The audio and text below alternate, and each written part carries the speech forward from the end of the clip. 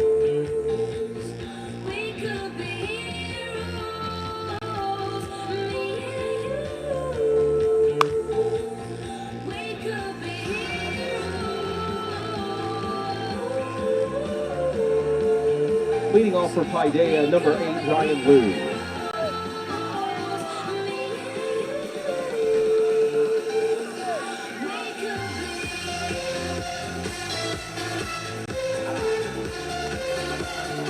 Bottom one here at Whitefield Academy. No score on a hot Thursday afternoon. Case Martin toes the rubber for Whitefield for the 4th time this season. His 3rd start of the year. He last pitched last week in a big game against Wesleyan on April 8th, which was last Wednesday. First pitch ball high to Ryan Liu. But he did exactly what Whitefield wanted him to do. Got through 4 innings in that game. Left, only giving up 1 earned run, and left his team in the game. 1-0 popped up left side. In play. Boyd near the railing. No, it's going to be Ryan as the ball tails all the way back to him in foul territory for out number 1. 1 up, 1 down. Number 26, Dylan Thomas. And that'll bring up Dylan Thomas, the second baseman now. But it seems like a long time ago that Case pitched because Whitefield ended up playing the next 3 school days. First pitch to Thomas. Fastball right down the middle for strike. They played Friday at Mount Vernon, Monday versus the Kings Academy, Tuesday at Kings Ridge. So 3 games since then. That game Case pitched ended up being a 7-1 loss for Whitefield, but Case threw 64 pitches. Ground ball to third. Boyd charging, has it, throws it to first in time for out number 2. Strong throw, but low. I don't think Leonard really had to scoop it, just had to kind of go reach for it. And that's 2 up, 2 down, 2 quick outs. Defense for Whitefield. Boyd at third, Ryan at short, McKeeby at second, Linder at first. And then left to right in the outfield, we've got Andrew Wade, John Durden, and Connor Patel. And now the left-handed hitting center fielder, David Oglesby Smith, steps in. And first pitch. Breaking ball in there for strike 1. So Case ended up surrendering 3 hits in that game, 2 walks and 2 strikeouts.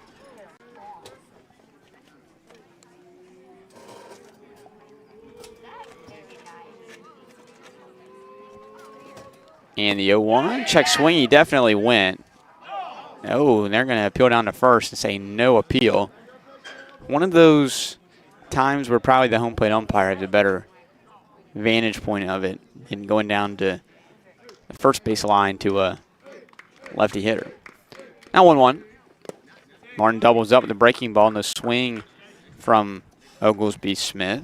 Paideia losing 15-4 yesterday to Westlake. And then they lost on the 13th, so a few days ago, earlier this week, to Landmark Christian 9-2. 4 region wins to Whitefield's 5. 2-1. Outside on a fastball.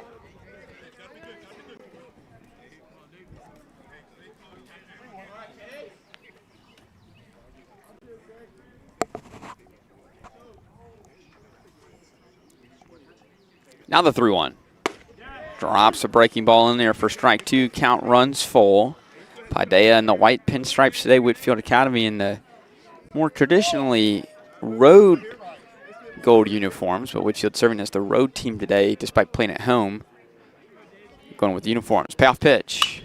Popped up foul out of play. We're going to do it again. Case got 2 quick outs. Fly out to short and then ended up getting a ground out to third base. And now against the center fielder, Oglesby Smith, trying to put him down after they ended up getting to a full count. 3-2. Fouled off again. These two working a good at-bat here. Whitefield is going to end up sending Wade Linder to McKeeby to the plate in the top of the 2nd inning.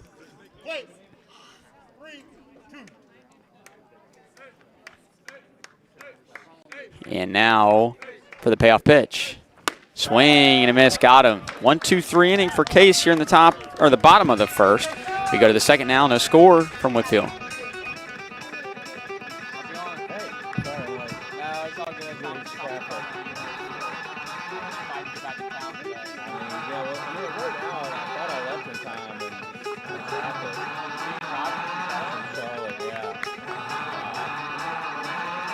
Like usually I can go up there on the way up there. It's a lot better.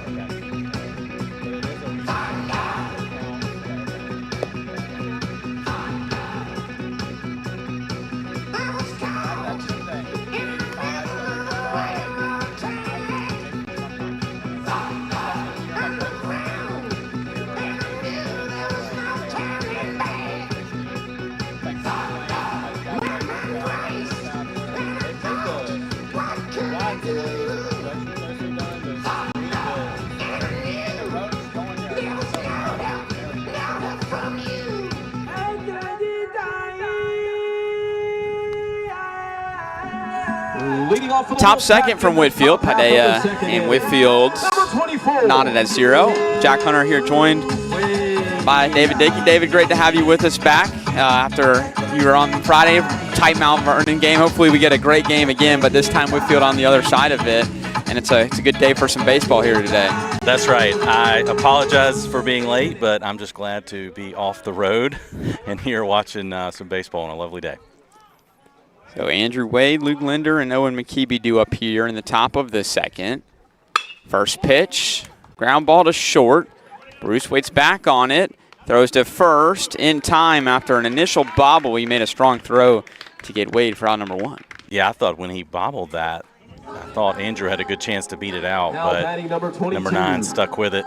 Got him by just a half step. A good recovery by him for sure. And I think there are probably going to be several times today where both of us refer to this as being the bottom of an inning, right, or Paideia hitting as being the top of an inning. Still getting used to the whole Paideia being the home team here at Whitefield today. First pitch to Linder, a very late strike call.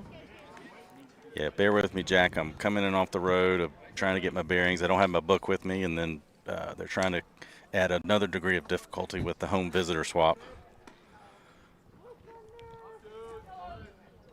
0-1, swing and a miss. So you're saying 285 and 85 are a little backed up today? Yeah, as a surprise to no one. And the Braves aren't even playing. It wasn't even due to that.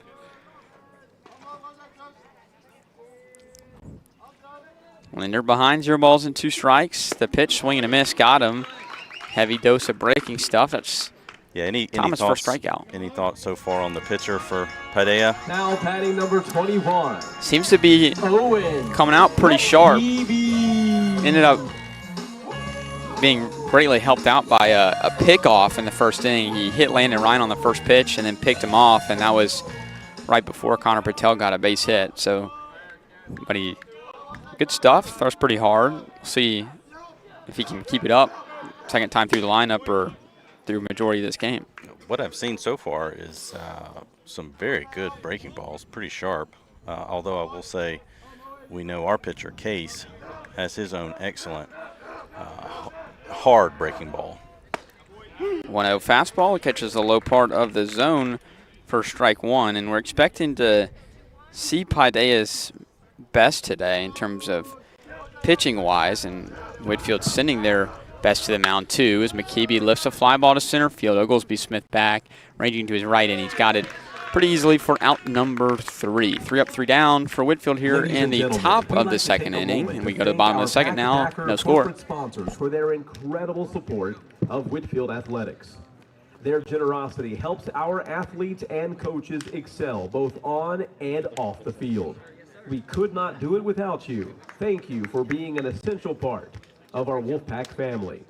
U.S. Cafe, Mach 1 Security Services Incorporated, Ellsworth, Men's Fraternity, 101 Steak, The Craze Tavern, United Way, MTH and Musson Turner, Country Boy Trailers, PT Solutions, Peachtree Orthopedics, St. Angelo's Pizza, Copley Visual, Carmichael Funeral Homes, Do Skincare Atlanta.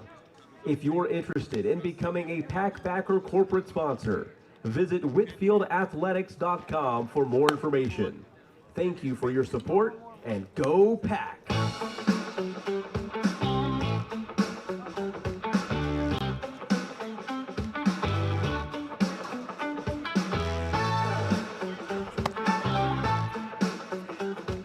Leading off for Paideia, number 9, Nick Bruce.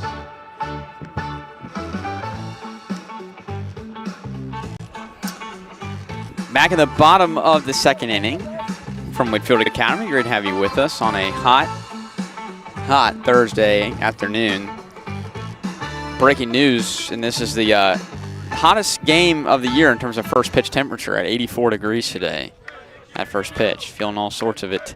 First pitch from Case, swing and a miss by Nick Bruce. Yeah, I hope we haven't skipped spring altogether and gone straight to summer.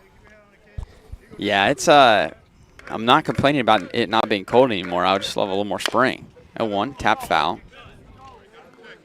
So what we were saying before the break, comparing these pitchers, Thomas, the pitcher for Paideia, is featuring what I would call more of a sweeper breaking ball, coming in more, left to right, working east-west. Case has got more of that traditional 12-6, what I've seen. Very sharp, downward, more of a downward breaker. Now 1-2 count. Kind of dropping the hammer on him. We'll see if he does it here after doing the high fastball on the 0-2 count. Shrugs Brantley. I guess that means let's go with it. And he goes to the fastball, slow chopper foul over on the third base side.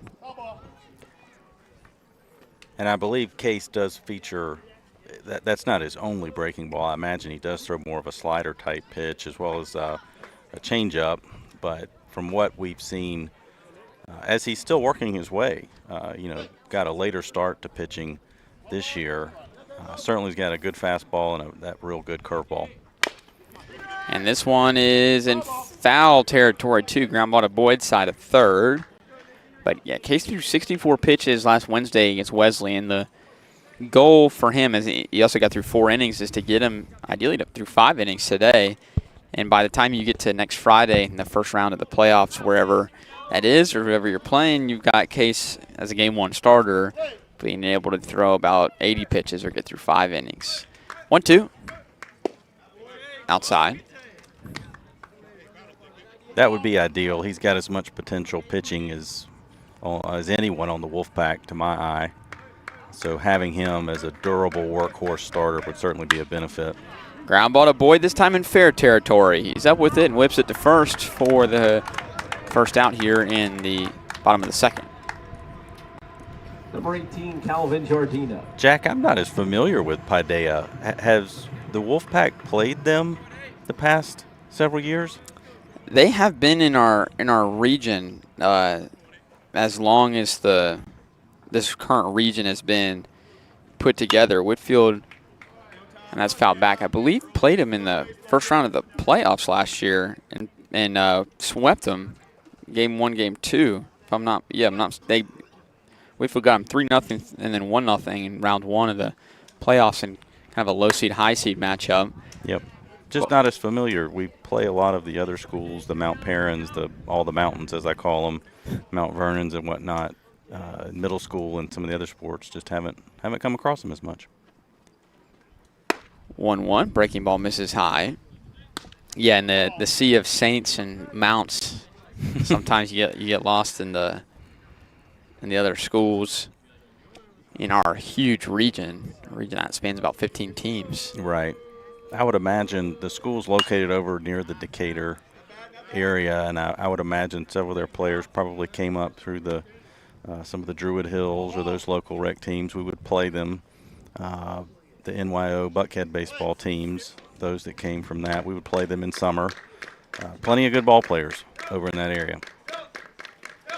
The 2-2, fouled back. We'll do it again. So Paideia getting some good swings early, a lot of foul balls, driving up Martin's pitch count a little bit.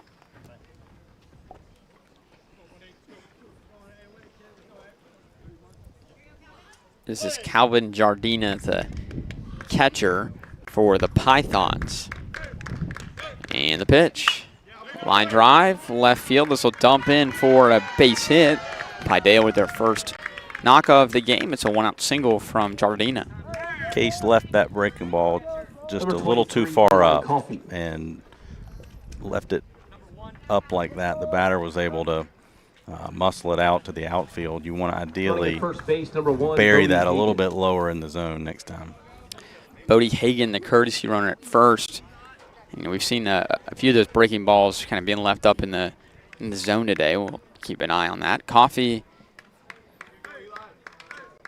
coming to the plate here. The third baseman saw him make a nice play in the first inning to end the inning.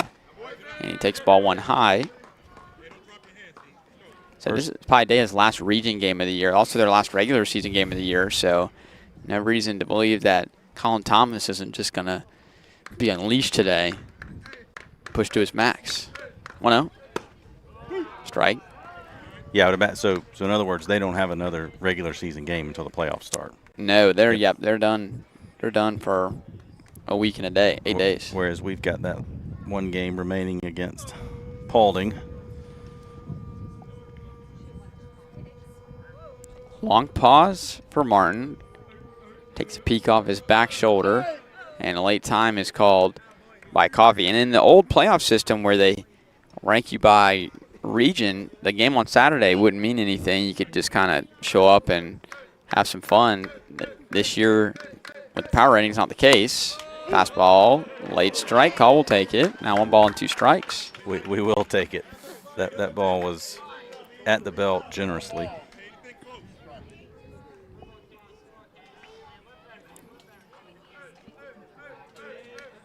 Now a good count for Whitefield. 1 ball, 2 strikes, 1 out. And the pitch, swing and a miss. Breaking ball, got him. And that's Case's second strikeout of the game. There's that good breaking ball, and he buried it down that time. Good, sharp, late, hard spin on it. Finished below the zone. Batter swung over it. Real tight spin, too. That thing is very sharp. He does. He's got, I'm sure if we had the fancy machines like the pros have that measure the spin, he's got a very high spin rate on his breaking ball. Cade Goodmark now, the first baseman, coming to the plate with 2 outs. Hagan, the courtesy runner, still leading off first. Kicking the pitch. Strike. I've noticed a peculiarity with Case when he's runners on base and he's working from the stretch. He peeks back over his back shoulder versus most pitchers are only front shoulder. See, now he's looking over the back shoulder. Ball high. Can understand why, but definitely don't see that. That's not a common thing you see. Can have some good neck flexibility going that way. 1-1.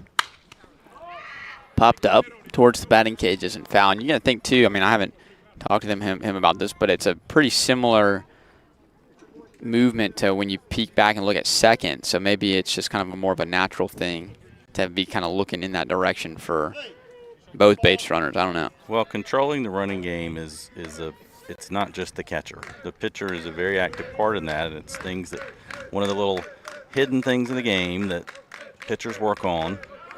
1-2, runner goes, popped up, out of play behind the first base dugout. It's important for pitchers if they come out and just same cadence, same rhythm every time, the runners will quickly pick up on that and use it to their advantage. So it's really important that they work on their moves, their posture, their timing, and vary that up.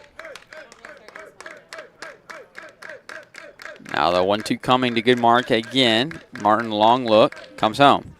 Swing and a miss. Bottom fell off of that baseball. Strike 3, 3 strikeouts. Now for Case, 1 hit, no runs, no errors, and 1 left for Paideia in the bottom of the second. We go to the third, no score.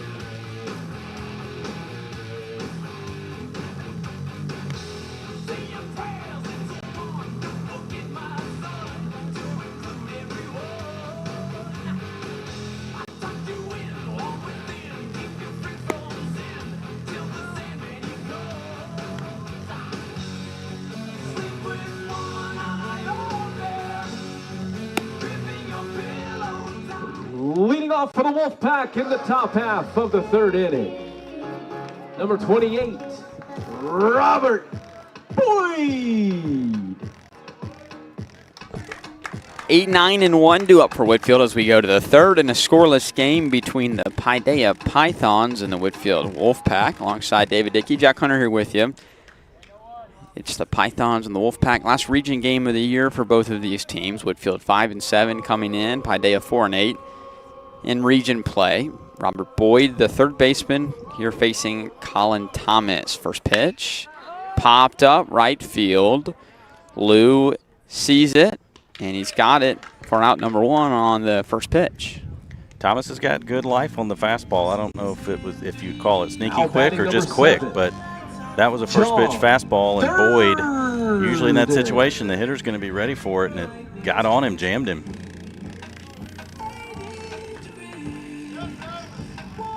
Let's see if Durden can get on base. He's been showing a good patient eye lately. He's been a guy that's been a staple in the 9 spot because of that, and he takes strike one low in the zone here. I think you've mentioned before kind of that second leadoff hitter to turn the lineup over. Yeah, he's been hitting out of the 9 hole a little bit recently. Ended up hitting 6 last game, but back to the 9 hole here as he takes ball one low with Owen McKeeby bouncing a little bit up, but had a hit and a walk, scored a run in the Kings Ridge game. He ended up laying down a great bunt, and he swings and misses at a good breaking ball. Both pitchers got a good yacker going today. Since we last worked after the Mount Vernon game, I've been out of town. I saw the little bit of the box score and the video of the other 2 games, and I would say that we've continued our pattern of being consistently inconsistent. Yeah, no, it was a good senior night win, Yep. 11-0 Monday, and then the Kings Ridge game, tough start, and then playing incredible for 2 innings, tied the game, and then fell by 1 run at the end. It's Durden right back to where it came from, off the pitcher's glove. Thomas recovers, throws to first in time. That was an absolute screamer. Good job by Thomas, I guess, just to have the glove in the right place, knocking it down, getting the second out. Now batting number 2. Tough break. I thought that was ticketed for center field. I couldn't believe he stopped it. Really good reaction by Thomas. I don't think he can believe it either. He's kind of taking some time to collect himself, shaking his head. Going back to the top of the lineup now. Here's Harrison Brantley, or here's Landon Ryan. I'm used to saying Harrison Brantley first 20 games of the year. And Landon Ryan will take strike one, I think. I heard some sort of strike call, I believe. Looked like that was above the belt, but I guess ruled it crossed enough of the plate. Going back to the Kings Ridge game, though, I know it's frustrating, tough to lose a region game, but it did appear since the first time we played Kings Ridge that they played them better. Oh, for sure. Same guy pitched, too, 0-2. Yeah, they're not making it easy on us. No, it was interesting. We were, in the dugout trying to figure out who's going to pitch, and then their coach brings the lineup card over, and you see Menser again. And we're like, really? Non-region game, last week of the year? And Ryan pokes one to right. Lewis played pretty back, so he's not going to have to move too much. And another very quick inning, economical inning. Zipping right along. For Thomas. We are indeed at the end of 2.5, no score.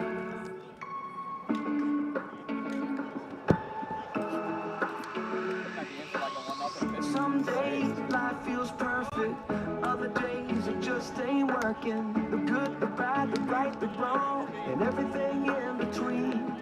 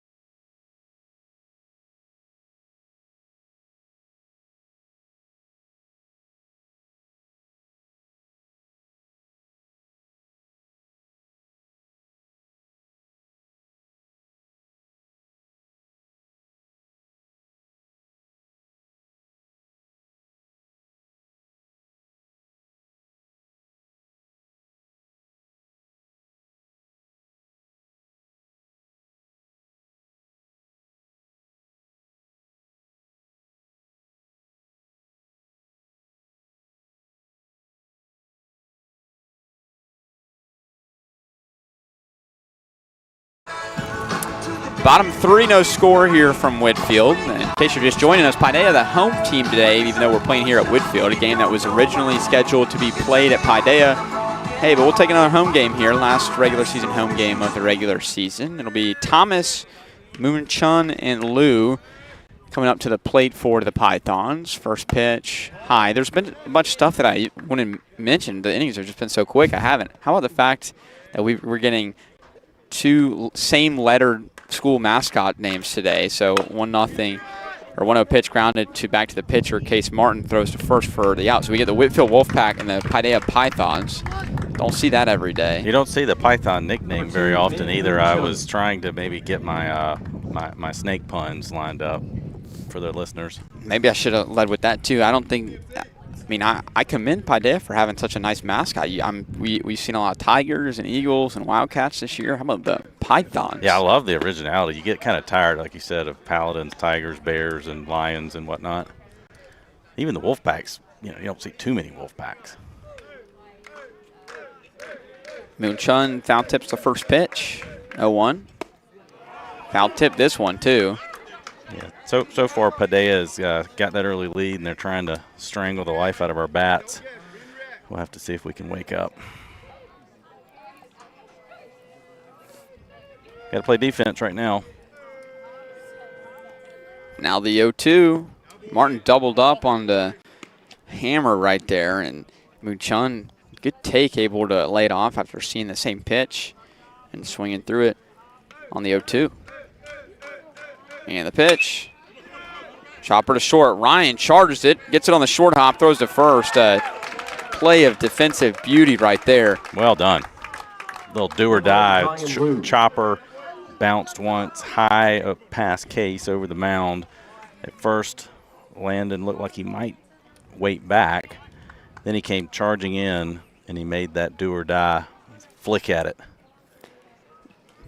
Subtle but great intelligence and great instincts here from Landon. Lou at the plate, first pitch, strike. I've seen that ball was going to take more than one bounce on the infield. Kind of general rule of thumb, right. You see that ball, if it's going to bounce again, you got to come get it. Moon Chun would have been very safe at first if he had ended up waiting back for that. 0-1, strike two. And it's not necessarily like an easy play too, because you have to come in and really, make a nice play fielding that short hop, and Ryan makes it look easy and throws it all in one motion to get the out. 0-2. High. Back to Case. What I'm noticing as well is he's manipulating his curveball too. He's dialing it in where he's able to spot it, get it over for a called strike, and spike it for a chase. Just missed. Tried to land it in the zone here and ends up a little high. He also has induced 4 groundouts so far, just a 1 fly out, which is interesting. 2-2. Swing and a miss, took a little off and got him. And that is Case Martin's 4th strikeout. And at the end of now 3 innings, no score.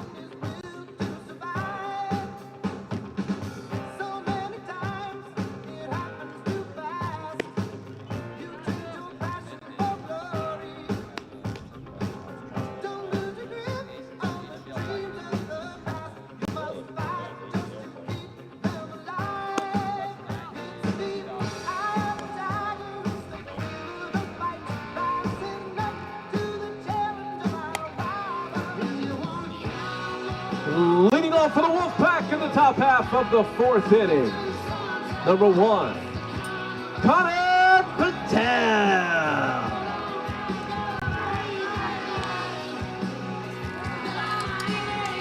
Going to the 4th inning, Colin Thomas with 3 very solid innings, only 1 hit allowed, just facing 1 batter over the minimum. The only guy to have a hit off of him is the guy in the box right now, Connor Patel. And Connor is the only lefty in our lineup today, facing off against the senior hurler. And the first pitch to him, strike.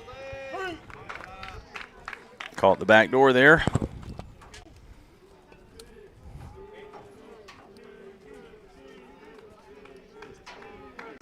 Thomas shakes a sign. Now comes home. Hard ground ball in the first base coaching box and gets the best of first base coach Justin Kruger over there. Happens to the best of us. Yeah, good velocity from Thomas. It looks like from our scouting reports he's throwing mid to upper 80s, maybe even touch 90, but probably equal to Case. I would say mid upper 80s. 0-2 fouled out of play. But I think, again, that kind of sweeper breaking ball is really his main weapon. A little bit of a flat fastball. Not a ton of natural movement I'm seeing.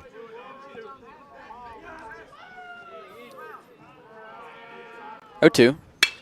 Patel lifts it to left field. Ranging over is Moon Chun.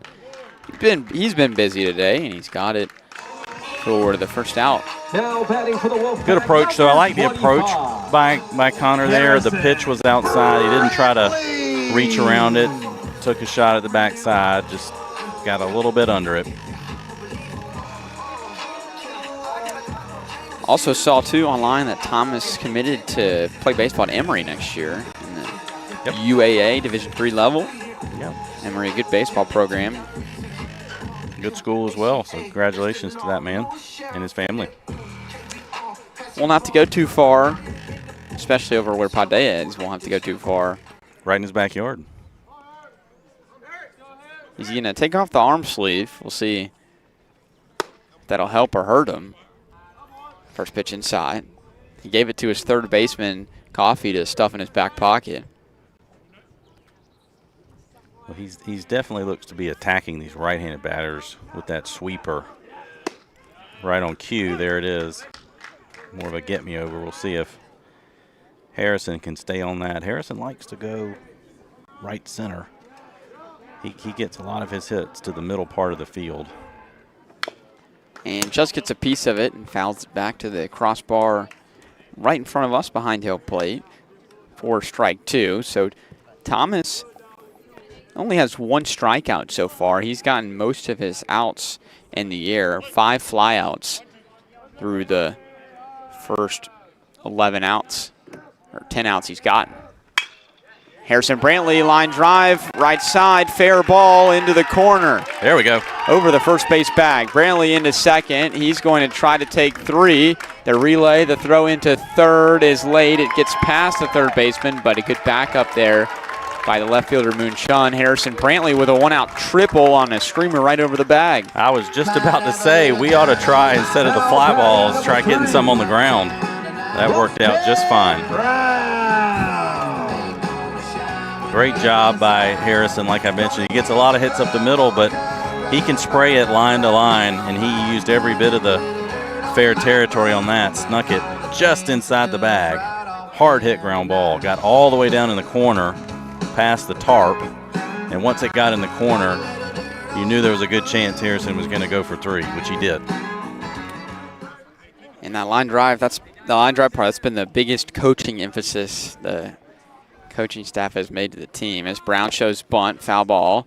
Maybe trying a little safety squeeze there with courtesy runner extraordinaire Thomas Dickey on third base. I missed that. His own dad didn't even see it. Well, this is where I want to see Whitefield in a tight game, which we expect today. Do the little things well. So runner on third, less than 2 out. Infield's playing in. Need to get this run in. Ground ball foul, especially now, 0 balls and 2 strikes can often do a job. I ran some numbers after the Kings Ridge game because I feel like it was a pretty solid game in terms of hit line drives. Whitefield ended up hitting .421, so it was 8 for 19 on balls in play that were balls that were hit on the ground or hit on a line. So 421 batting average on balls that were ground balls or line drives. And Brown will hit this one on the ground, foul into the on-deck circle. Yep, he's got it. He's in the hole 0-2 quickly. Now, the other thing is Thomas at third needs to stay aware because the pitcher, Thomas, very likely to go to breaking ball, could get by the catcher. 0-2. Brown reaches out, pokes it, shallow center field. Oglesby Smith coming in, and he's going to let it drop. Dickey's going to come home, and Dickey's going to score. Brown is going to move up on the throw home. And Lofton Brown does exactly that. Does a job. Loops an RBI single in there, and it's now 1-0 Whitefield, top four. Yep, the old, it'll look like a ringing line drive in the box score. A little bit of a tough one for Thomas to read. It was hit very high, and a little surprised somebody couldn't get glove on it. The second baseman didn't go out and get it. Center fielder had to run a long way, so Thomas went back to tag so that he could score if it was a tag. And then when it dropped, he really had to turn on the jets. All right, another situation here. You got a runner in scoring position and 1 out. What can Andrew Wade do with it? The first baseman, Goodmark, playing very in on the grass, maybe expecting a bunt. This is a situation where I like to always tell my teams to get greedy. You've gotten the run, you've done your job, which is nice, but don't stop there. Don't let up. Wade shows bunt. This might work. And it's going to trickle off the bump of the lip of the grass and roll foul.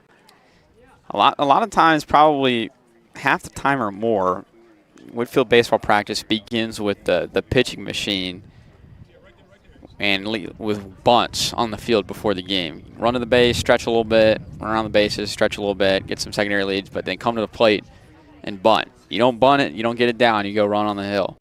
So we'll see if this practice here can come in handy. Yep. Looked like he showed the bunt a little bit late, too. Don't mind that. 1 strike. Let's see if they're still trying to bunt. Choking up like he might. Take back to second. It goes into center field. Brown is going to make a smart move to stay put. And I don't know if Andrew's doing this on purpose or not. He might be playing a little games, trickeration with the pitcher, kind of faking, choking up, then choking back down to not give away his intent. Well, I think he definitely wants to, if he's going to lay a bunt, try to get down the third base line. He's going to swing. Runner goes, though. Pitch is going to get away from the catcher, so Brown's going to take third on a straight steal. Called a strike, though. The umpire called that a strike on the swing. It was a check swing. I didn't think he went far enough, but all right. Home plate clearly held his right arm up. All right, so Wade choked up. Similar spot. Lofton Brown was in an 0-2 count with 1 out. Got the run in. And Wade strikes out. Can't do it here. And that is a big second out. These right-handers are having a tough time with Thomas's breaking ball. They just cannot square it up. Batting number 22. And I don't blame them. It's got a lot of really sharp sweeping movement. Luke Linder probably had the biggest hit of the game in the Kings Ridge game. Had a 2-run double with the bases loaded. And he has a big hit here. Line drive, right field, base hit. His 2-out single gives Whitefield a 2-0 lead. This is I literally right before his at-bat in the Kings Ridge game said something similar, and maybe I'm good luck for him now. Hey, we'll take it. Great job. It's good to see Luke starting to slowly collect some more base hits. He did a wonderful job mechanically there on that first pitch fastball. Didn't try to do too much, just kind of kept his hands in, guided that. Good hard line drive to right field. That looked really smooth, didn't it? It really did. Now hits in 5 of 6 games for Luke Linder, who's playing his best baseball at the right time of the year. First pitch to McKeeby misses high. But Luke Linder came up in the Kings Ridge game, bases loaded, big spot. And I said, this is a great situation for him to be in here. He's hit doubles in 2 out of his last 3 games. Comes up first pitch, bang. Somewhere spot here. 1-0, fouls it back. It's a game of confidence. I can see with that young man, his body language is definitely changing. all hitters go through peaks and valleys, and looks to me like he's feeling good, and hopefully for the Wolfpack about to go on a heater. I don't think it's an exaggeration to say that I think he's probably the biggest X factor for Whitefield coming into the playoffs. I'd say if the ball gets away, Luke is going to go ahead and take second, get in scoring position.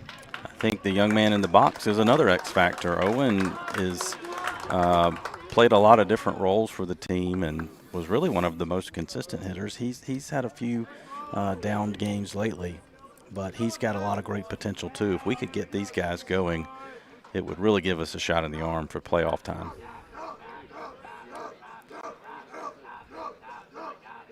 Looking at 1-1. Little dribbler back to the mound. Thomas has it.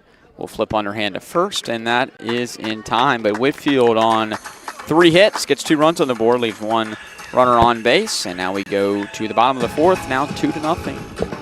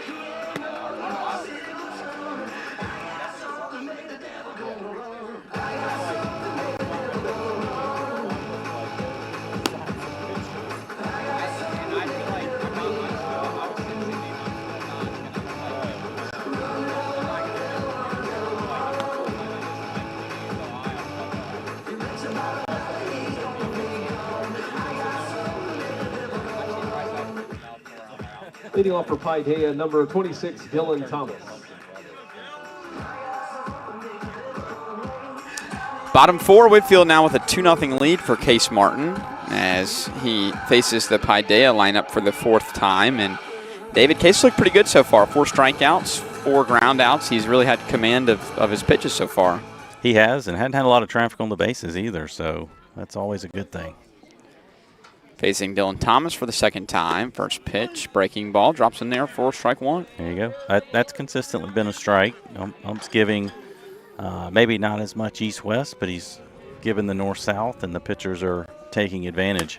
Swing and a miss on a fastball. That's Case's 47th pitch of the day as he's facing the first batter of the 4th inning. So I wouldn't say, blazing through the lineup, but had a pretty solid pitch count. Remember, he threw 64 pitches about 8 days ago. They want to try to get him further above that today.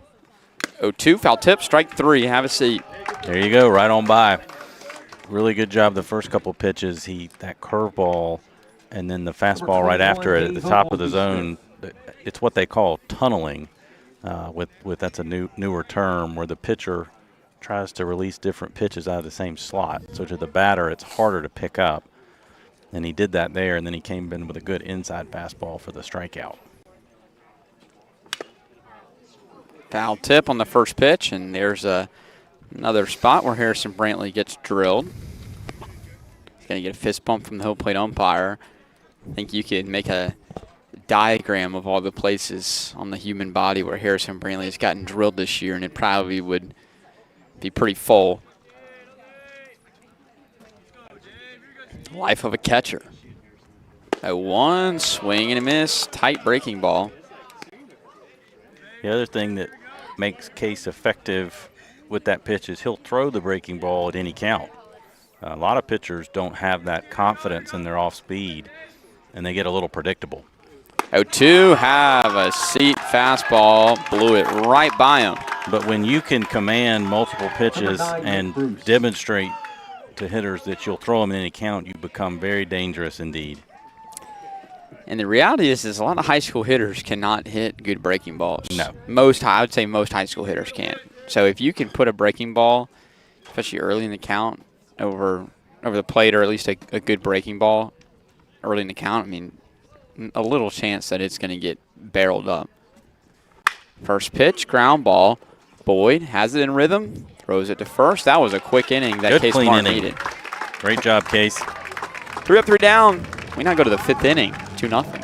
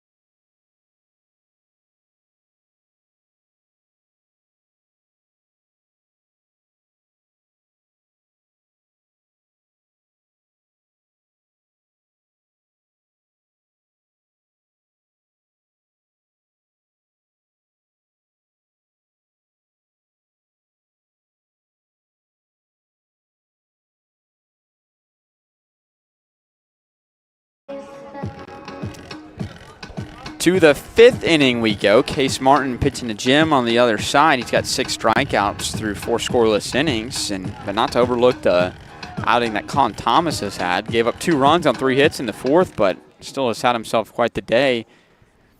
Outside of those little blemishes, he's given up 2 runs through 4 innings himself. He faces Robert Boyd to start the 5th inning, and he pumps in a strike on the inside corner. But Whitefield was able to get him on the stretch, get him out of the windup, get some runners on base, make him throw at least some pitches last inning. 0-1, drills him right in the back. I'm sure that one is not going to feel good, but hey, take one for the team. Yep. Whatever it takes. We got ice, as they say. Now batting number Fastball, 7. flush, right on the back. All right, got a chance here for some small ball as well. We've got a hitter that can handle the bat, can spray the ball around, can bunt, got speed. Let's see how Coach wants to play it. We talked about being able against good pitchers like Thomas and tight games to be able to play some small ball. Whitefield able to do that last inning. Here's that bunt, and he takes it back pick to first. Boyd gets back. But Whitefield did that well last inning. Lofton Brown runner on third with 1 out, able to get the run home, and then Luke Linder with 2 outs and a runner on third, getting the run home with an RBI single. Well, and that's the type of plays in baseball you would expect in the playoffs as well. Scores get tighter, competition gets better. You're going to have to do the little things well as a team. Well, as we were saying, Whitefield beat Paideia in the playoffs. It was a 3-0 and then 1-0 in the first round last year as Boyd gets back. I mean, those are 2 low-scoring games, examples of playoff games where you need to get that run. I'd imagine Thomas probably pitched. And foul tip, strike. So Coffey, who's the third baseman, ended up pitching 6 innings, giving up 1 run in the second game in the 1-0 loss. And in the 3-0 loss, Thomas pitched 5 2/3 innings, 2 earned runs. Durden fouls it out of play. Boyd was going. So, yeah, he pitched 5 2/3 innings, 3 runs, 2 earned, 1 walk, 6 strikeouts, threw 93 pitches, 61 of them for strikes. John Durden went 1 for 2 in that game. Back to the Kings Ridge. I know Tuesday I saw another thing. You mentioned the starting pitcher, but I can't pronounce his name. The catcher, it just has killed us in both games, hasn't he? Chip Glagorski. Yeah. Durden goes down. Now batting for the pack, number 2. Yeah, Sounds like a Russian mobster enforcer guy, and he's played that role beautifully. Been the tough guy. One of those tough catchers that if I have to see him again play, it's going to be me on the mound. I guess I'll be happy in the sense of that means we've done something in the playoffs. We made it out of the first round. We're maybe in the third round. Who knows? But I would prefer not to have to see him again, and just in terms of the fact that just all respect to him, great baseball player, and has just kind of tormented a lot of teams, but including Whitefield this year. But between that young man and the young man for Landmark that had 4 home runs and a 5th hit. Boyd's going to take second. Got 1 out after Durden went down. So now the assignment may change a little bit for Landon. You got 1 out, runner at second, big hole on the right side. If he could steer a ground ball, would at least advance Boyd. 1-0. Sees the strike. Landon flew out to right his last time. Got hit by a pitch. The first inning really just kind of got clipped by it and took everybody a little while to realize what had happened. Big gap in left center, too. Left fielder shaded way over towards the line. Ground ball to short. Bruce up with it. His only plays to first. Oh. And the first baseman could not find the bag. That was very bizarre. And that was a gift. We'll take it. Got to be an E3. Has to be. You really don't see that every day.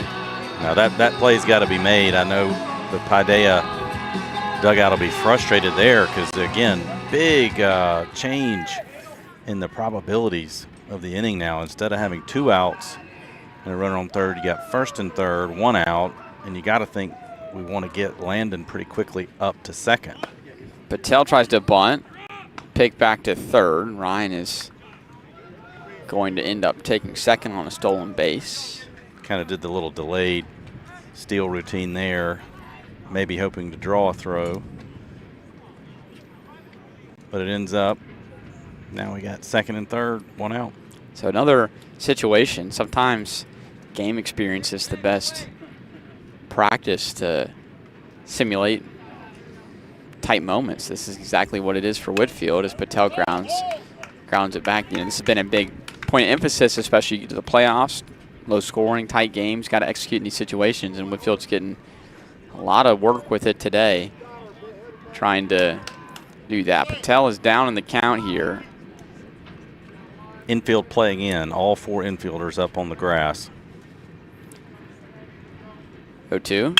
Line drive, center field, and it is caught on a line. The throw goes way up the line, and it gets past the catcher. It's going to stay in the play and not go in the dugout, which is fortunate for Paideia, unfortunate for Whitefield. And Boyd is not going to be able to tag. He was not really kind of near the bag to tag when Oglesby Smith caught it. He would have been able to score if he had fully committed to it, although it's kind of hard to say in hindsight because that was going to be a tough play to tag on. Different type of batted ball, but like that little bloop that we had back in the last inning, just tough to read, at least from my angle. I thought that ball was going to get down. It was well hit. Center fielder made a nice play charging in. The throw was offline, but Robert didn't know that. Had no way to know it.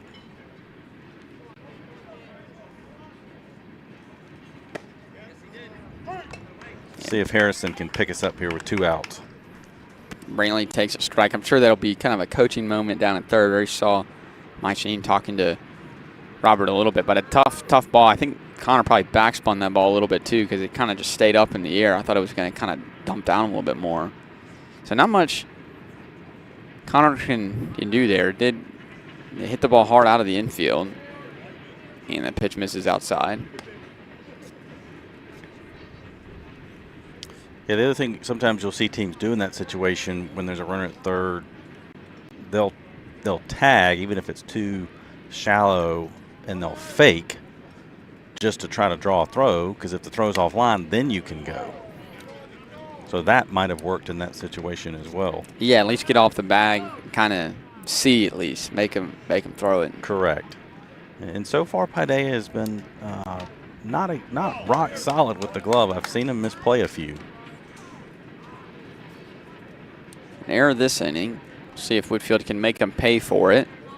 The runner on second, Landon, He's kind of a magnet for reaching on errors. I think that's a credit for how he gets the ball on the ground. And Brantley takes a outside strike. Tough call. I'm going to emphasize the outside part there. Yeah, I said he was going north-south. Now he's opened up the west corridor. Express lane open, going westbound. Yeah. 2-2. Slicing ball over the second baseman's head and dumps into right field, a base hit. 1 run scores. Ryan come behind him. He'll score. And Brantley is going to get in a rundown, but he does get those 2 runs home, and he does get tagged out. But damage done. Whitefield gets 2 more runs on the board. It's going to be 4-0 as we go to the bottom of the 5th now.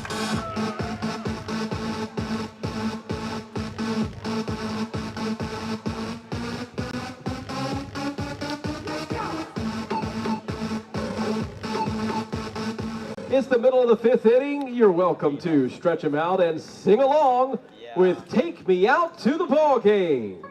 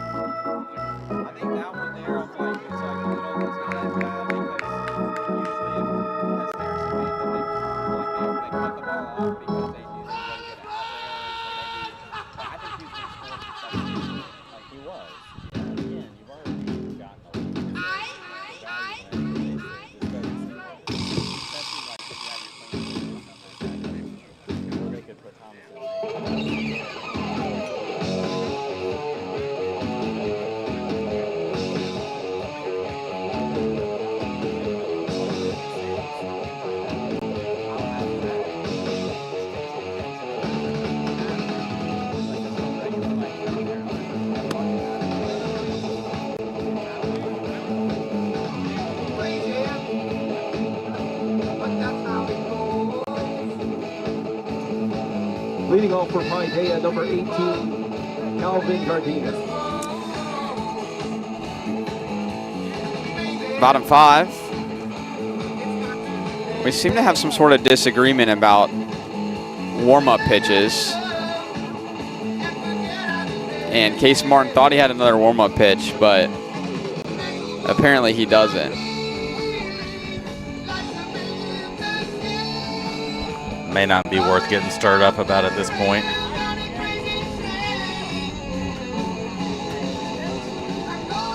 Probably hearing it better on our broadcast than we are with the mic.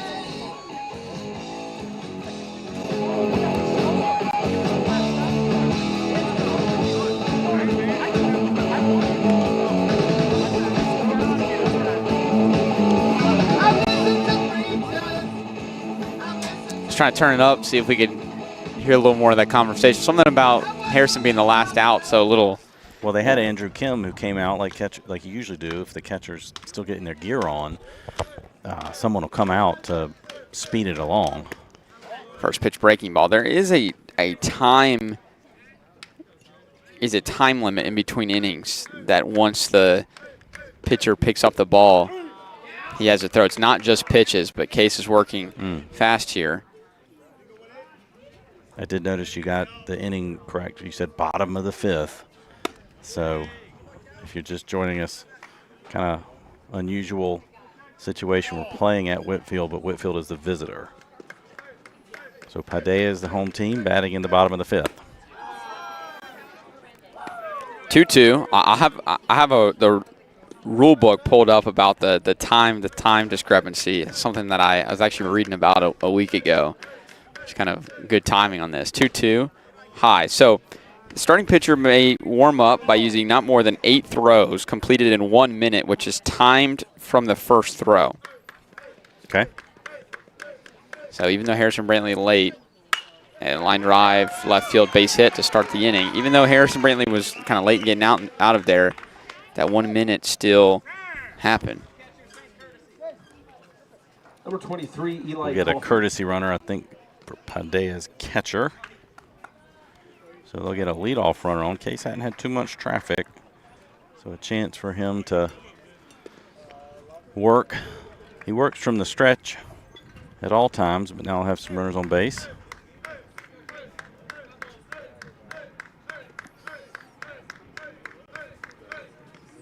First pitch fouled off, and to add on to that, it says at the beginning of each subsequent inning, so further along in the game, the pitcher may warm up by using not more than 5 throws completed in 1 minute, timed from the third out of the previous half inning.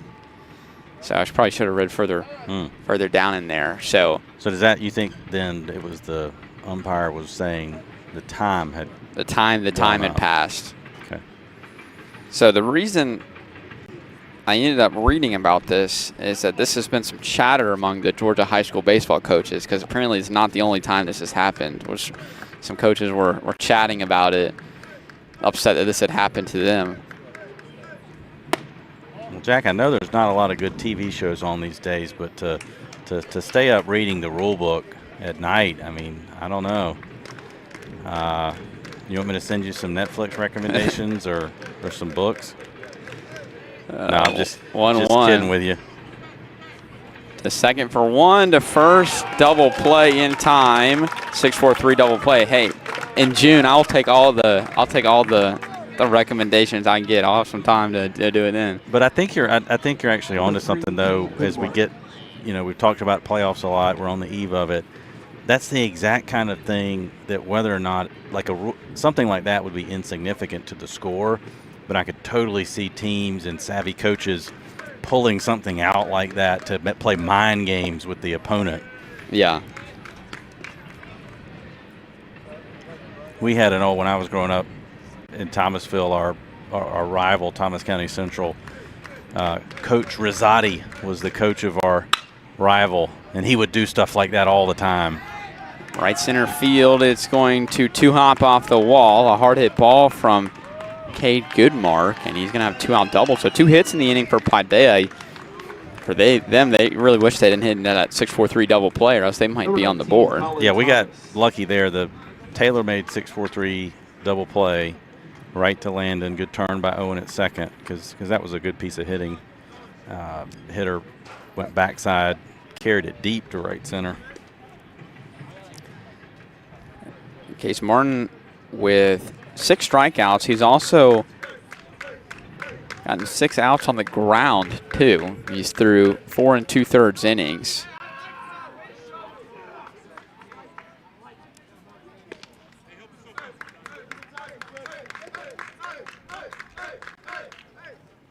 First pitch, strike. Floater. Took a little bit off that one, it looked like. A little bit more of a get me over.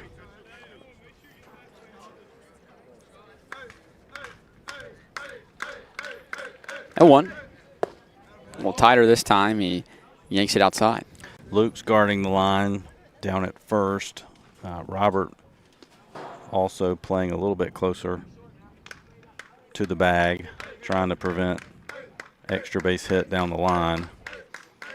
Landon's out there by second, trying to keep the runner close. 1-1, grounder over the mound. Ryan's got it at the second base bag. On the run, throws to first in time for the out. Martin, another ground ball out. 2 hits in the inning for Paideia, but no runs, no errors, and 1 left. We go down to the 6th inning. It is 4-0.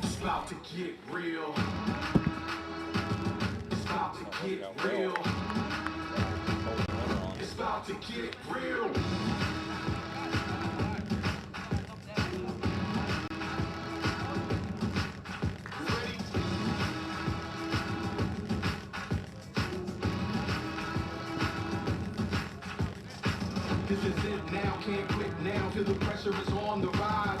I'm burning inside, energy is high, and I feel so alive. Had the face up, so I prayed up, put my head down, and I came up. So what you afraid of? This is what legends are made of. Center stage of a new wave of hustlers, ballers, and renegades. Every day stay dedicated on a mission until we can say we made it. Stepped in that life, which is hand you. I always did what they told me I can't do, and it's still all a gamble. You go and handle your handle. Keep your eyes peeled. You hear it coming? It's about to get real.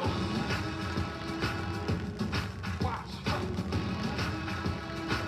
It's about to get real. You say, hey, Brad Brown, love this day. What's supposed to do? You know the deal. Say It's hi about to to his get real. grandma. This is high stakes, no off days. You cook if you caught in the blaze. You either eat or you get ate. It's all part of the game we play. When I stand up, never jammed up. Can't go under, do you overstand us?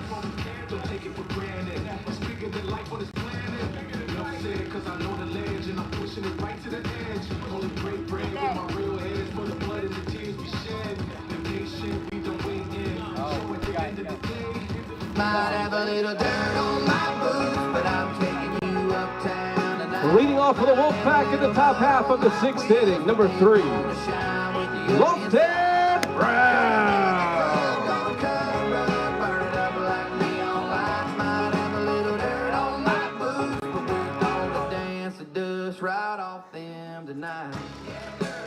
All right, welcome back. Top 6. So some more rules. It was good that we pulled up the rules last inning. In case you're just joining us, pulled out the rule book. If you're already in the game, you're coming back out for another inning. You get 1 minute from the time that the last out is made to complete your warm-up pitches, 5 pitches. I feel like that's usually not been enforced this year because I feel like we've had about it is being enforced today. And hey, to be fair, it's being enforced on both sides. It's in the rule book. I'm not going to complain about it being enforced. So You never know what you're going to see when you come to the ballpark, do you? So Thomas had thrown a few of his warm-up pitches, wanted 2 more. The umpire said no. But then Mike Shaheen was making a substitution just a little bit outside of the batter's circle. And Thomas is yelling at his catcher, get down, I want to throw another pitch. Threw another pitch probably, 20, 25 feet away from everybody where they're making the substitution. And the field umpire is like, hey. The home plate umpire turns around and is like, hey, what are you doing? So Not the most exciting plot twist, I would say. I'd prefer some plot twists that involve on-field accomplishments. yeah, well, Preferably by the Wolfpack. So that had some potential for some fireworks. I think I get a little excited. Maybe it's a good thing that it didn't end up that way. And the first pitch spikes to the plate. I think Thomas is a little spicy. He definitely put a little extra mustard on that one. Got an approach last inning. So Brad Brown, Lofton Brown's dad, wants to give a shout out to his grandmother, Joyce Rothwell, in Dayton, Tennessee today. So we got generations watching today. I believe that's Lofton's great grandmother, Brad's grandmother, Joyce Rothwell, watching from Dayton, Tennessee today. Trying to watch Lofton get on base here. And he's going to take strike 1. Well, I'll shout out my parents, Thomas Dickey's grandparents, Bill and Alice Dickey. They were at the Truist game. You were doing the shout outs, and then my mother texted me frantic because she couldn't figure out. I think you said call in, but of course you just meant do the, on the chat, and she couldn't figure out how to do it. Strike 2. I opened up the chat feature probably I don't know 5 games ago. Just realized, hey, I might as well. It's been closed on default all year. So you ever want to get a shout out, just tune it in. So if we keep going, we're going to need our own social media marketing team. I know. We'll take this thing big time. So Lofton walks. His great grandmother Joyce Rothwell getting to see it. Great grandmother. I believe it's great grandmother. I think I remember from the Truist game. One thing I know from my grandmother, watching back in the old Braves days of the TBS Superstation, is grandmothers love baseball. They love to watch it. Mm-hmm. My grandmother used to stay up late watching Skip Carey and the Braves in the lean years and into the good ones. Yeah, mine was at the my grandmother's at the Hank Aaron historic home run breaking night at Fulton County Stadium. Really? Yeah, her and my grandfather were there. What a moment. What a moment. I love baseball history in general, but things like Hank Aaron, Hammer and Hank breaking that record. We just had yesterday, April 15th, Jackie Robinson Day. Of course, his number retired in perpetuity across all of baseball. And so, but on that day, all players wear 42. The more I read about Jackie and that kind of history, the more not only fascinated I am, but just appreciative of it. Just a great moment in American history. For sure. Andrew Kim, by the way, pinch hitting at the plate right now for Andrew Wade. Kim swings and hits a fly ball into the parking lot right in the direction of my car, and it misses. It misses. It hurt a lot of ooze, but did not hit it. Good to see Kimmy getting a little at-bat here. He had a big-time 2-run double at the end of the senior night game against Kings Academy in the 6th inning. And he's been hitting the ball really hard in his limited action and in practice, too. 2-2 popped up left side of the infield. Whose ball is it? It's going to be the third baseman, Coffee, for out number 1. Thomas still out there. Now batting working into his number 22. 6th inning, right? Linder. Yep, it is the top of the 6th. We had to do the double check and kind of the home team in this game. Yep. So 6th inning out there on the mound. Threw a inside breaking ball that time. Andrew got jammed a little bit, couldn't do anything with it. Linder takes ball 1. That was his 77th pitch. He's been pretty efficient. Case on the other side, 66 pitches through 5 innings, which is also pretty good mark. Speaking of the Superstation and Skip Carey, as he would say late in games, a little insurance never hurt anybody. Wolfpack would love to tack on here. Linder fouls off a high fastball back onto Mount Whitfield. We were doing this in practice the other day, and I think this would be. I think we do this sometimes, but got to get like a second grader up on that hill, put him in a lawn chair, give him a Powerade, some Sour Patch straws, and tell him get all the foul balls you can up there, and that'll pay for those Sour Patch straws, and then some. Getting them back. No doubt, everybody goes away happy. I see a potential one over there near our stands that look like he might be a good candidate. 1-1. Way inside strike. Throw down call. to second in time. Wow, that was a friendly strike.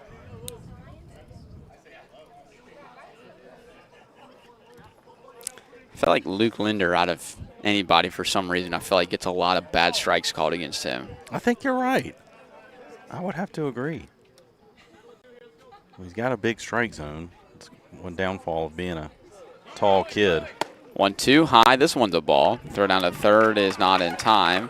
Lofton Brown steals second and then says, hey, I'll steal third.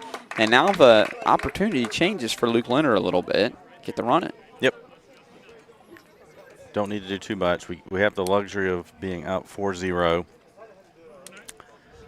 So he can, infield's going to come in for Paideia. So he can try to just shoot a hard ground ball, or he can try to muscle a fly ball. 2-2 swing in and miss. Strike 3. Linder frustrated.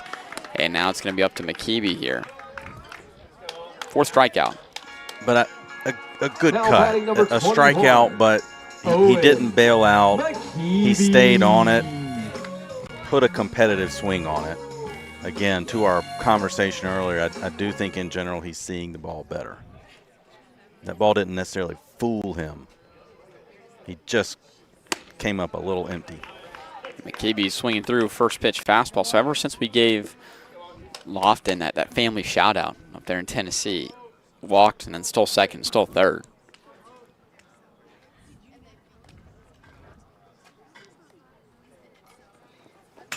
And that one misses high. Lofton's going to try to come and score. And how about that? Manufacturing that run himself.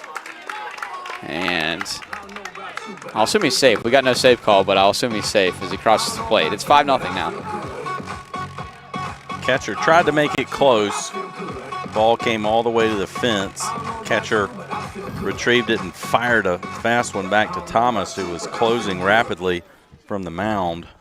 Lofton went sprinter style, didn't slide, broke across like a runner breaking the tape.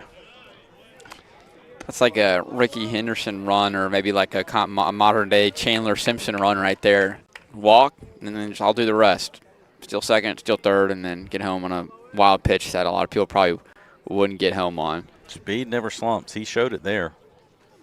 1-2, called strike 3, and that will do it for the top of the 6th. But Whitefield gets another run on 0 hits, and they only send 4 batters to the plate. But hey, that's speed. We'll go to the bottom of the 6th now, 5-0.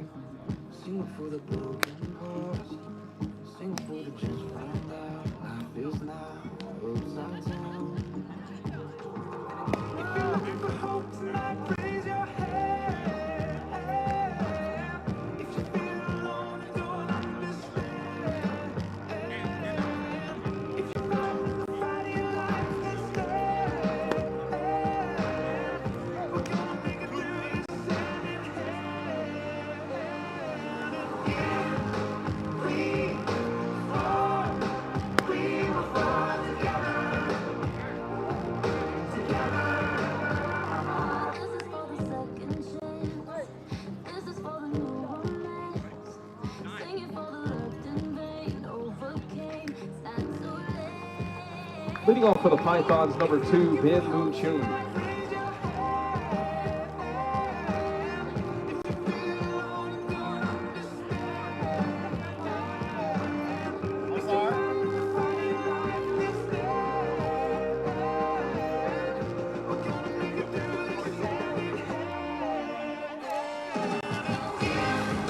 Welcome back to Whitefield Academy as we go to the bottom of the 6th inning. Case Martin still on the mound. Whitefield up 5-0. Case Martin on the mound. It'll be Ben Moon-Chun in the 9-hole to lead things off against Case. First pitch to Moon-Chun is a ball high. Ben Moon-Chun 0 for 1, ground out to shortstop. Landon been busy over there today. 1-0 pitch, fastball there for a strike. Well, mission accomplished on the goal of trying to build Case's endurance and pitch count up. Now he's shooting for a complete game. 1-0 high. Well, it'll be interesting to see after he gets through Moon-Chun here, whether he reaches or not. But after him, first 2-1, popped up, third base side. Landon Ryan's going to call off Boyd, and he's got it for the first out. But now we enter the third time through the order territory. So we got the top of the lineup seeing Case for the third time today. We'll see if they can make any adjustments or that if they can see him a little bit better. Ryan Liu.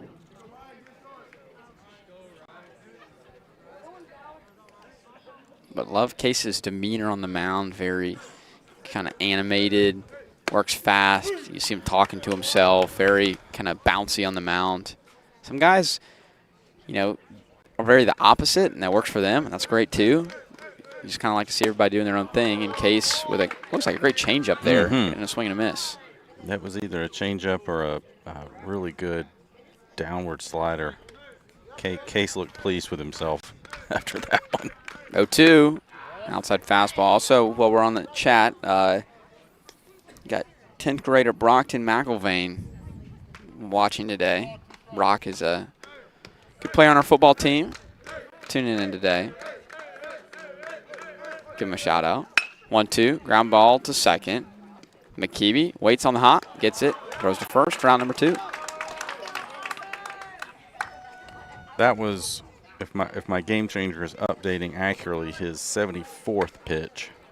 Number 26, Dylan Thomas. So we'll see how long they let him go. Pretty low stress. So that's something that can impact the coach's decision. It's not just the number of pitches, it's how stressful has the innings been. If you have an inning where you throw a lot of pitches, generally 25, 30 plus pitches in the inning, that can put extra added stress on the pitcher. Let's keep it rolling here. 2 up, 2 down in the inning. Case trying to work a very efficient 6th inning here. The pitch, fouled off. We'll do it again. And yeah, Paideia's only had one guy reach second base. Goodmark had a double in the 5th inning, but that was the only guy that has stood on second base this game for them. So very low stress on the mound today for Martin. Still got good life on the fastball. And he spikes one here, now 1 ball and 2 strikes. So said that 80 number, that was kind of a general number that they were trying to get Case up to today. We'll see, though, if he finishes under that, whether they'll let him come back out. First the 1-2. Good take. Thomas sees it low. Tried to go with the hammer curve there. Couldn't get him to chase. 2 balls, 2 strikes, 2 outs. Martin comes home. Just high. Full count. Definitely want to, in the inning here, don't want the lefty Oglesby Smith, a 3-hole hitter, to come up to the plate with a runner on base. And want to obviously just keep getting Case through innings efficiently. The 3-2. Ball 4. And Martin serves up his first walk of the game. Case shook off a couple of times. It looked like he might have gone with the changeup there on the payoff pitch. Don't mind that. Trying to expand the arsenal, work on some additional pitches. With the runner on base, we'll see if he goes back to more of his safety blanket, that 12-6 curve. First pitch, breaking ball, check swing. And appeal to second base, no swing. Look close to me. Looks like, to me, it warranted more of a chalant response than the nonchalant we got from the umpires. And the fastball misses down on the stolen base, so going into second. Now Brantley's going to try to throw it down to second, but Thomas has it on a stolen base. I didn't know you spoke French, Jack. I did. Oh, well, so Chalant? Well, actually, I did end up taking AP French in high school. I've forgotten probably 92% of it, but maybe a little bit left in me. 2-0. There it is, and there for a strike. Harrison got a little antsy coming up out of his crouch on that stolen base, trying to jump the gun and get a quick release. A generous strike on the 2-1 breaking ball. We'll take it. 2 balls, 2 strikes, 2 outs. Runner on second. 5-0 game. Top or bottom 6. Nothing you can do on that pitch. Oglesby Smith in the box. Martin throws. Swing and a miss. Got him. Strike 3. Case Martin with his 7th strikeout through 6 scoreless innings. We go to the 7th now. It is 5-0, Whitefield on top.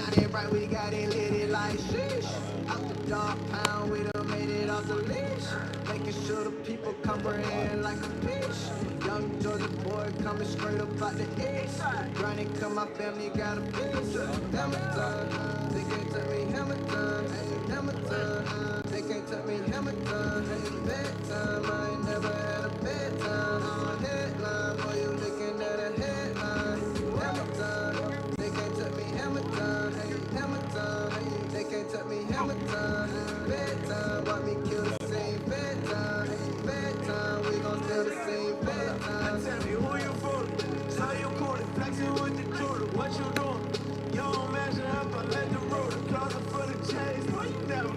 off for the Wolfpack in the top half of the 7th inning, number 28, Robert Boyd.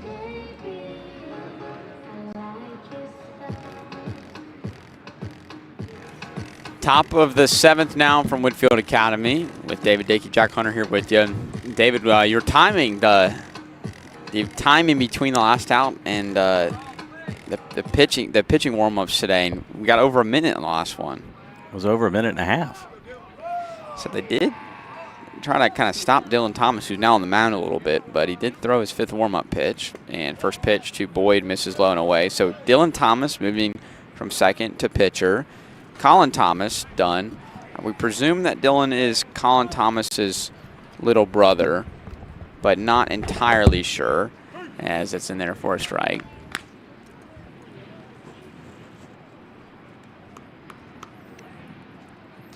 Boyd got hit and ended up scoring in the 5th. And 1-1 drops in there for a strike. I was looking to try to see if there was any action in our bullpen. All quiet at the moment. That's good news. 1-2, hard hit ground ball up the middle, base hit. Leadoff single, Robert Boyd. Nice job, Robert. Waited back on that breaking ball and calmly served it up into center. Now batting number 7. So Thomas the younger greeted rudely. Durden. Yeah, so that might mean if nobody's warming, because typically Whitefield kind of plans the pitching ahead, and they'll have that next pitcher getting loose in the bullpen. So that might mean they're going to let Case go here for the shutout. Yeah, the only scenario where that wouldn't be the case if they were warming up somebody last inning, then they kind of have them down now. But we'll see. I'd say likely Case at least comes out for the 7th inning. Durden at the plate now in the 9-hole with a runner on first. First pitch from Dylan Thomas misses everything, and Boyd is going to get to second. Don't you know Case is definitely angling for it. He's for sure telling Coach, I got this.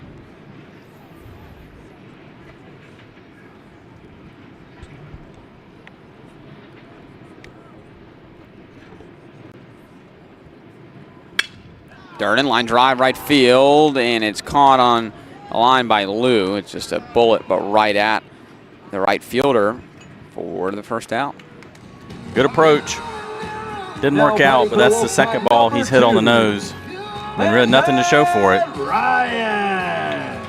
So tough luck for John today. But if he's swinging like that, that's a sign of good things to come.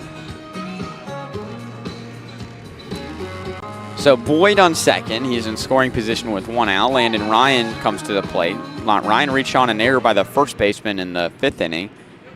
Also reached on an error last game on the first at-bat of the game. And reached on an error in the senior night game on Monday, too. And he takes strike one. You were right. He is getting on. And reached on an error on Friday in Mount Vernon, too. Do you think that's a sign that he just hits a lot of balls on the infield, I guess? He does. He does, statistically speaking, I don't have the number off the top of my head, hit the most ground balls on the team. And oftentimes, fielding ground balls is a tough thing to do in high school baseball. It is. You know, you have to take that into account when you're watching and making decisions, too, that whether it's bunting or stealing or that these guys are not college or pro players yet. They just aren't as experienced, and they're going to mishandle more. Strike to Ryan. So Ryan, I think, I don't know if anybody's ever officially really said this, but he's on a 4-game reach on error streak. Saying that in a compliment. He's putting pressure on the defense. As my dad would say, Landon can take that as a compliment no matter how it was intended. I've never heard that.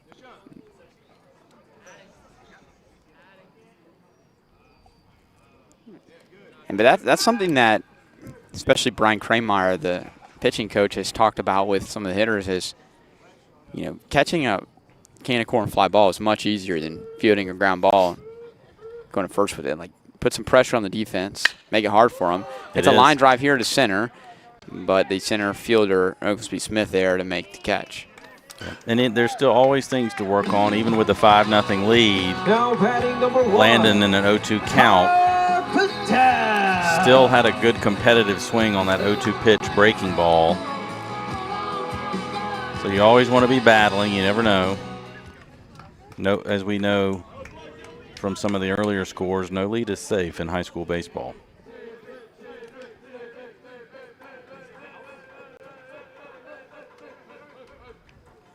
And Patel gets hit for the 11th time this year. Right on cue.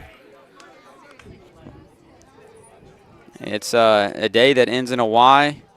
The sky's blue and Connor Patel gets hit. So Landon Ryan with the errors. Connor Patel with the hit by pitches. Harrison Brantley.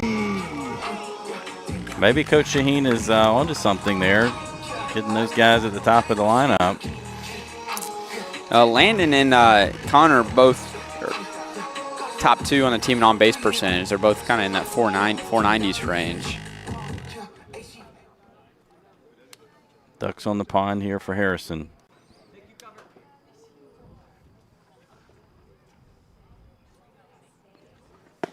First pitch outside. If I was Thomas, I would pitch carefully here. I know you got 2 on base, but dangerous hitter at the plate. Brantley resting the bat on his shoulder. Thomas looking back to second, now comes home. Fastball strike. Caught the outside corner there. Harrison ahead in the count. Didn't want to chase that one. He's going to stay back and wait on the fastball, and if a breaking ball is up, he's going to go to town.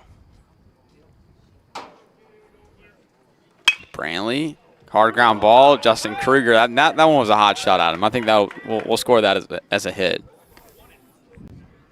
Is that a thing with the coaching staff? Do you keep track of your performance on the balls, on the foul balls like that? Well, I would say, I don't know about on the foul balls, but for me, like, definitely throwing batting practice and hitting fly balls. It's almost like that's my game. Like, sometimes I'm like, I had an elite round of throwing, or I had an elite fly ball session. But sometimes it's just like I went 0 for 4 today. Need to bounce back tomorrow. So in its own way, yes. 1-2. Ball. We've seen that called a strike. So Harrison may have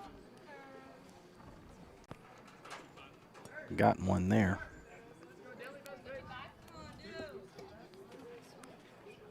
So Brantley winds up with 2 strikes, 2 balls. And it's a high fly ball, right center field. And it'll be Lou, the right fielder, to make the catch. And that's it for Whitefield on the top of the 7th. 3 more outs to go. Whitefield up 5-0.